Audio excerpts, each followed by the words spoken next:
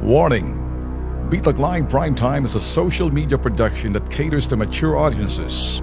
It is a no-holds-barred expression of views and opinion of the investigative journalist and host Ben Tulfo, intended for Filipino viewers worldwide.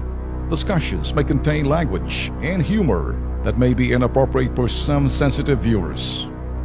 If you do not approve of the above, please do not watch our video. Should you wish to continue, we strongly advise that you proceed with caution. Viewers' maturity is advised. 84% trust rating kay President Duterte. Mamma mia, anong ibig sabihin nito? Mataas ho yung sinasabing kumpiyansa at tiwala ho. Tiwala at kumpiyansa. Tiwala, naturalmente. Sa parting huyan sa SWS Social Weather Station.